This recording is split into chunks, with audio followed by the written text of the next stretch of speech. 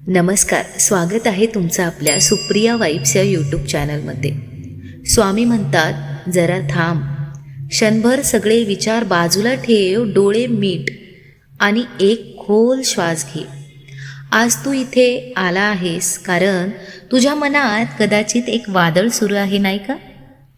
आयुष्याच्या या शर्यतीत धावताना थकला आहेस का? सगळं काही करूनही यश मिळत नाही. लीडरशिप, नाती की भविष्याची भीती नक्की कशाने तुला घेरलंय? कधी कधी असं वाटतं ना की विश्वात आपण अगदी एकटे पडलोय. पण मला आज तुला एक सत्य सांगायचं आहे. तू एकटा नाहीयेस. तुझा हा संघर्ष निष्फळ जाणार नाही.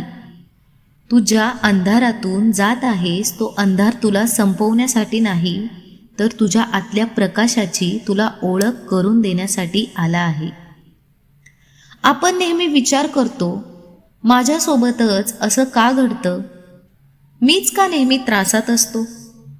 पण आध्यात्मिक दृष्टिकोनातून पाहिलं तर संकट ही शिक्षा नसतात, ती परीक्षा असतात. ज्याप्रमाणे मातीचा घट आगीत भाजल्याशिवाय पक्का होत नाही, त्याप्रमाणे हिरा घासल्याशिवाय चमकत नाही. तसंच कठीण प्रसंगातून गेल्याशिवाय माणसाच्या आत्म्याला परिपक्वता येत नाही. भगवद्गीतेत श्रीकृष्णांनी अर्जुनाला रणांगणावर हेच सांगितलं होतं. अर्जुनही खचला होता. त्याच्या हातातून धनुष्य गळून पडलं होतं, कारण समोर नाती होती. नात्यातलेच लोक लढायला थांबले होते. तेव्हा श्रीकृष्णाने त्याला कोणत्याही चमत्काराचं आश्वासन दिलं नाही बरं का. कृष्णाने फक्त एवढंच सांगितलं, कर्मणे वाधिकारस्ते मा फलेषु कदाचन. म्हणजेच परिस्थिती काय आहे हे तुझ्या हातात नाही, पण त्या परिस्थितीला तू कसा सामोरं जातोस हे पूर्णपणे तुझ्या हातात आहे. झोपेतून उठल्यापासून रात्री झोपेपर्यंत आपण बाह्य जगात अडकलेलो असतो. कोणीतरी आपल्याला काय म्हणालं, कोणी आपला अपमान केला, कुठे आपलं नुकसान झालं, यातच आपलं मन गुंतून राहतं. पण तू कधी स्वतःच्या आत डोकावून पाहिलंस का? तू फक्त हे शरीर नाहीस. तू फक्त तुझं नाव, तुझी नोकरी किंवा तुझी पदवी नाहीस. तू या अनंत ब्रह्मांडाचा एक भाग आहेस. तुझ्यात तीच ऊर्जा वास करते ज्या ऊर्जेने हे जग चालतं. मग तू स्वतःला अबल, हतबल, असहाय्य आणि अपयशी का समजतोस? तुझ्या अपयशाची व्याख्या जगाला करू देऊ नकोस.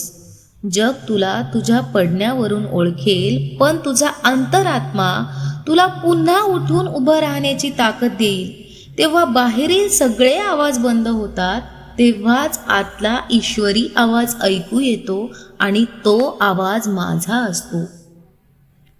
आध्यात्मिकतेचा अर्थ जगाचा त्याग करणं नाही, तर मीपणाचा आणि चिंतेचा त्याग करणं आहे. नकारात्मक विचारांचा त्याग करणं आहे. आपण सगळं काही स्वतःच्या नियंत्रणात ठेवण्याचा प्रयत्न करतो आणि म्हणूनच आपल्याला ताण येतो, टेन्शन येतं, डिप्रेशन येतं.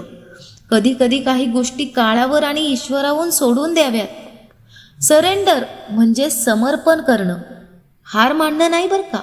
समर्पण. मी माझे 100% प्रयत्न करणार, पण याचा जो काही निकाल आहे तो मी माझ्या स्वामींवर सोपवणार.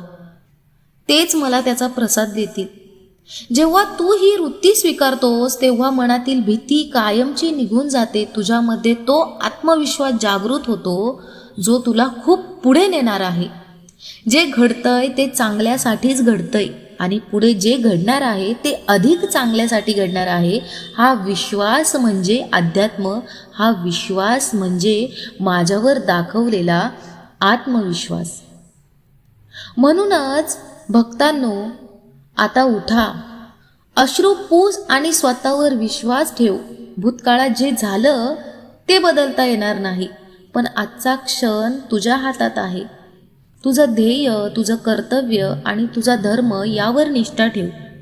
तुझे आजचे विचार, तुझा आजचा वर्तमान काळातील तुझं वागणं तुझं भविष्य घडवणार आहे. तुझ्या वाटेत कितीही मोठे डोंगर आले तरी तुझा आत्मविश्वास त्याहून अधिक मोठा असावा. लक्षात ठेव, रात्र कितीही गडद असली तरी सूर्य उगवणं कोणीही थांबवू शकत नाही. तुझ्या आयुष्यातही तो प्रकाशाचा सूर्य लवकरच उगवणार आहे. एक खोल श्वास घे. मनात म्हण, मी शांत आहे, मी मजबूत आहे, माझ्या पाठीशी सदैव स्वामींचा आशीर्वाद आहे. स्वतःवर प्रेम करा, इतरांना क्षमा करा आणि विश्वासाने पुढे जा. सर्वे भवन्तु सुखिनः, सर्वे सन्तु निरामयाः. सर्वांचे भले हो, सर्व सुखी होत. आणि अशाच नवनवीन माहितीपूर्ण व्हिडिओसाठी, स्वामींच्या अशाच मोटिवेशनल संदेशासाठी आपल्या सुप्रिया वाईब चॅनलला नक्की सबस्क्राईब करा.